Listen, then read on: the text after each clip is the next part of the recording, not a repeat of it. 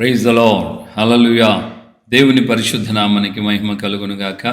క్రీస్తునందు నా ప్రియమైన దేవుని బిడ్డలైన మీ అందరికీ హృదయపూర్వకమైన శుభములు తెలియచేస్తున్నాను. మన కర్మల్ రివైల్ మినిస్ట్రీస్ ద్వారా అనుగ్రహించబడుతున్న ఈ అనుదిన అభిషేక వర్తమాన కార్యక్రమాలు మీకు మీ కుటుంబానికి క్షమాన్ని, ఆశీర్వాదాన్ని, మీ ఆధ్యాత్మికమైన ఉన్నతికి తోడ్పాటునిచ్చుగా ఉన్నాయని మేము దేవుని సన్నిధిలో ప్రార్థిస్తూ ప్రార్థన పూర్వకంగా పరిచయం చేస్తున్నాం.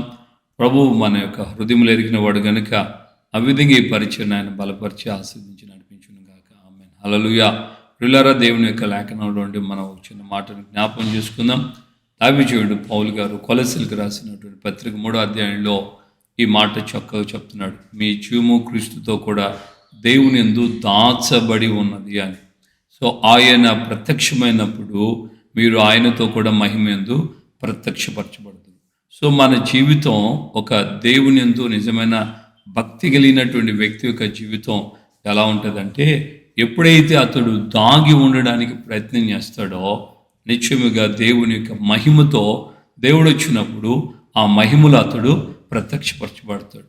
సో మనము దేవునిలో దాగి ఉండడానికి ఇష్టపడకపోతే, దేవునిలో మరుగే ఉండడానికి ఇష్టపడకపోతే, దేవునిలో దీన్ని మరో విధంగా గమనించినట్లయితే తగ్గించుకొని కనుమరుగే ఉండడానికి ఇష్టపడినట్లయితే, దేవుడు వచ్చేటప్పుడు మహిమతో ఆయన వచ్చేటప్పుడు ఆయన సన్నిధిలో మనం ఎప్పుడు కూడా ఎట్టి పరిస్థితుల్లో కూడా మహిమలో ప్రత్యక్షపరచబడలేదు.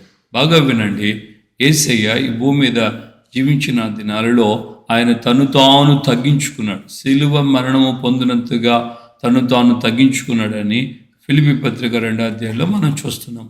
సో సిలువ మరణం పొందినంతగా ఇక్కడ గమనించాలి, యేసు ప్రభుని రాజుగా చేయడానికి కొంతమంది బయలుదేరి సిద్ధపడి వస్తున్నప్పుడు ఆయన వారి ఆలోచనలు ఎరిగి ఆయన తప్పించుకొని వెళ్ళిపోయాడని రాయబడి, మరొక సందర్భంలో ఆయన రాళ్లతో యూదులు తనను కొట్టడానికి ప్రయత్నం చేస్తున్నప్పుడు కూడా ఆయన మరుగై వెళ్ళిపోయాడని రాయబడి. ఈ విధంగా మనం గమనిస్తే ఎక్కడ కూడా యేసు ప్రభు తన యొక్క జీవితాన్ని ఎక్స్పోజింగ్ చేయడానికి ఇష్టపడలేదు. రెండవదిగా మనం గమనిస్తే ఆయన భయంకరమైనటువంటి దురాత్మ శక్తులన్నింటినీ కూడా పారదోలాడు. ఏ దురాత్మ శక్తిని ఆయన పారదోలినప్పటికీ కూడా అవి ఆయనను ఎరిగి ఉన్నందువలన ఆయన వాటికి ఇచ్చిన ఆజ్ఞ ఏంటంటే, తన్ను ప్రసిద్ధి చేయవద్దని, తన్ను గొప్ప చేయొద్దు, తన్నును ప్రసిద్ధి చేయొద్దు అని వాటికి ఆజ్ఞాపించినందున వాటిని ఆయన మాట్లాడనివ్వకుండా వాటిని విడిచిపెట్టి వెళ్ళిపోయేటట్లుగా చేశాడు.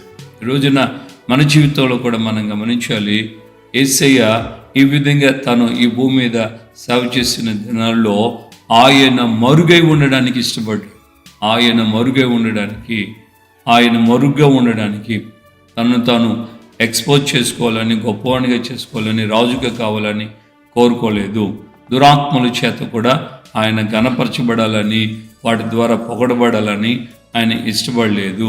అలాగే నీవు ఈ విధమైనటువంటి ఇవన్నీ చేస్తున్నావు, ఎవరు నీకు ఈ అధికారం ఇచ్చారు అని అనేక సందర్భాల్లో యూదులు ఆయన అడిగినప్పుడు ఆయన తనకు ఇవ్వబడిన అధికారాన్ని గురించి వారు అడిగిన తర్వాతే చెప్పారే తప్ప తనకు తానుగా నేను ఈ అధికారం కలిగి ఉన్నాను, ఇదిగో పవర్ ఆఫ్ అటార్నిటీ చూడండి, ఇదిగో ఈ యొక్క పత్రాలు చూడండి అంటూ ఆయన ఎవరికి ఏ విధంగా ఎక్స్పోజ్ చేయలేదు.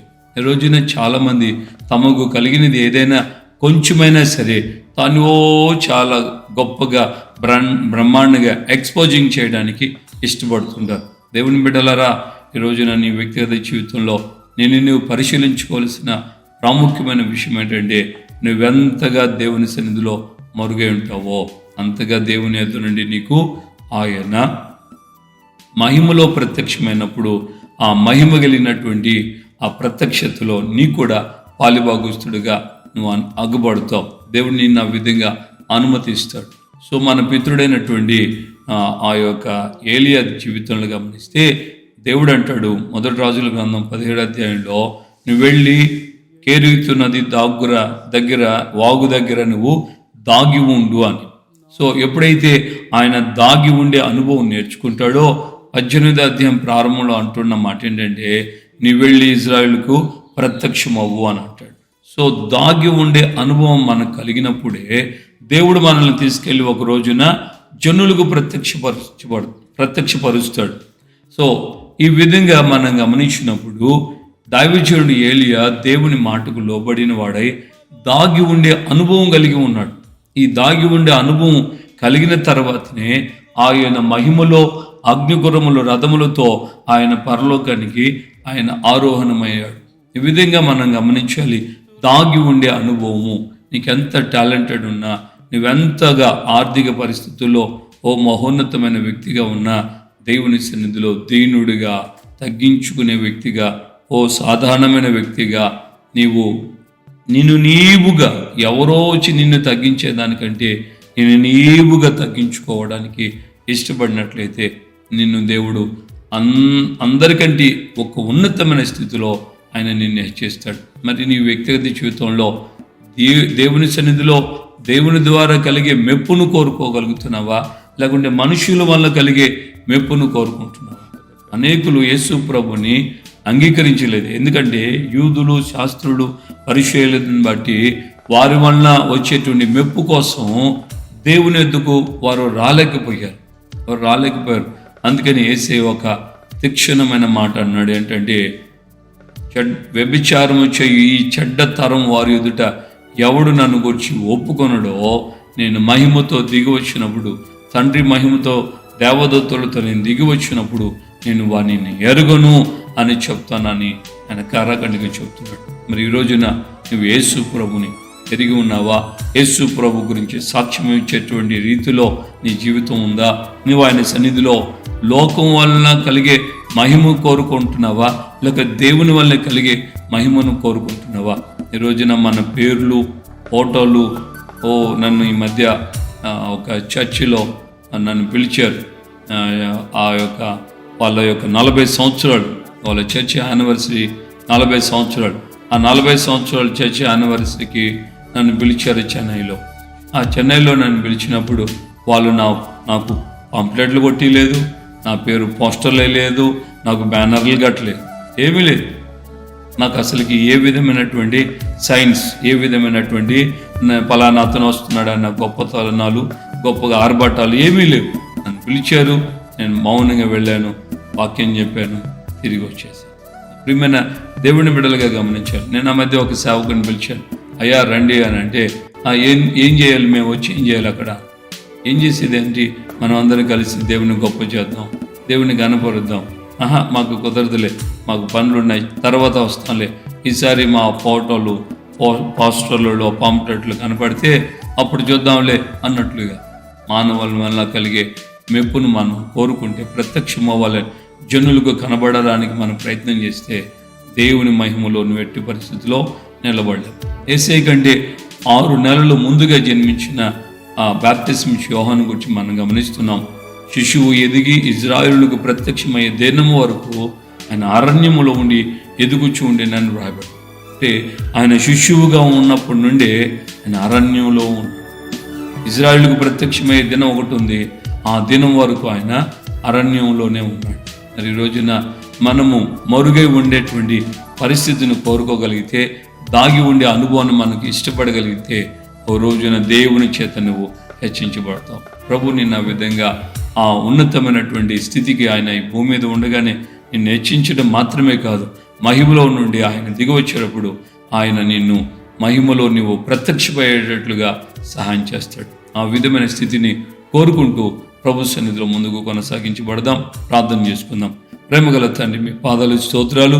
ఈ ఉదయకాలం ముందు మాతో మీరు మాట్లాడి, మా జీవితాలు మేము దాగి ఉండకపోతే ఏమవుతామో, దాగి ఉంటే ఎలా మా జీవితాలు మీ ద్వారా ఘనపరచబడతాయో విషదపరిచారు. ఈ మాటలు విన్న నీ బిడలైన మేమందరం ఈ మాటల మనసుని పెట్టి ముందుకు సాగుటూ సహాయం ఇచ్చారు.